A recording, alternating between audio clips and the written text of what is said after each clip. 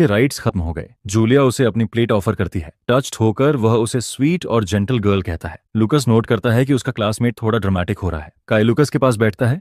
तभी माया रास्ता उनकी टेबल की तरफ आती है। स्माइल के साथ वह लुकस और जूलिया को ग्रीट करती है और कहती है कि वे फिर मिले। जूलिया उसे ज्वाइन करने को कहती है, लेकिन माया थैंक्स के साथ मना कर देती है और कहती है कि वह ऑलरेडी खा चुकी है। वह उनकी हेल्प के लिए थैंक्स कहने को खुद बनाए हुए कुकीज ऑफर करती है। छोटी लड़की स्माइल के साथ स्वीट्स एक्सेप्ट करती है। लुकस कुकी टेस्ट करता है और माया की तारीफ करता है कि वह ग्रेट कुक है। माया प्रेज पर स्माइल करती है। काई लुकस की तरफ झुककर कुकी मांगता है और स्वीट की तारीफ करता है। फिर खुद को काई इंट्रोड्यूस करता है। माया रास्ता भी खुद को इंट्रोड्यूस करती है। लुकस बस इंटरेक्शन को देखता रहता है। माया के जाने पर जूलिया हाथ हिलाकर गुड बाय कहती है। लुकस कमेंट करता है कि कैफेटेरिया लोगों से मिलने के लिए सबसे खराब जगह है। तभी मीना उनकी टेबल के पास आती है और शाई तरीके से लुकस को ग्रीट करते हुए पूछती है कि खाना कैसा है।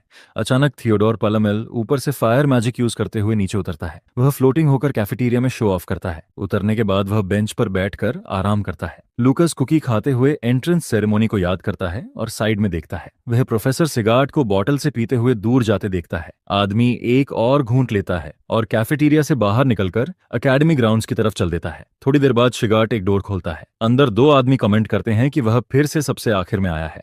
एक कहता है कि उसे लगा था मार्शल आर्ट्स डिपार्टमेंट संभालने से वह सुधर जाएगा। दूसरा जवाब देता है कि जो उसके साथ हुआ उसके बाद उसे ब्लेम नहीं किया जा सकता। मीटिंग टेबल पर बैठते हुए सिगार्ड स्ट्रेच करता है। सामने से एक ब्लॉन्ड वुमन उसे सीरियस नजरों से देखती है। कोई टेबल पर उंगलियां बजाकर अटेंशन मांगता है। सब गैदर होने के बाद मीटिंग शुरू होती है। एक बुजुर्ग आदमी एजेंडा अनाउंस करता है। मैजिकल यह कार्मिना एम्पायर में एलन मैजिक एकेडमी के फ्रेशर्स के लिए एनुअल ट्रेडिशन होता है। एक इंस्ट्रक्टर रिपोर्ट करता है कि इवेंट के लिए 2000 से ज्यादा लेवल 1 मैजिकल बीस्ट्स तैयार हैं। टूर्नामेंट 6 दिन में होगा। हर साल की तरह एक प्रोफेसर सजेस्ट करता है कि मार्शल आर्ट्स स्टूडेंट्स को इसे स्किप कर देना चाहिए, ये टाइम वेस्ट है। वह टेबल पर हाथ मारता है, लेकिन सिगर्ट खड़ा होकर ऑब्जेक्ट करता है। प्रोफेसर जस्टिफाई करता है कि वह स्टूडेंट्स के बारे में सोच रहा था। एक इंस्ट्रक्टर बीच में इंटरप्ट करती है और मिस्टर सिगर्ट से अग्री करती है। वह कहती है कि जब तक वे फ्रेशर्स हैं, मार्शल आर्ट्स स्टूडेंट्स को पार्टिसिपेट करना ही होगा। एक और टीचर अग्री करता है कि सभी स्टूडेंट्स को इक्वल ट्रीट किया जाना चाहिए। वही आदमी वंडर करता है कि अभी भी कुछ प्रोफेसर्स सिगर्ट के साइड क्यों लेते हैं, खासकर लिंडा। सिगर्ट और इंस्ट्रक्टर उसे घूरते हैं।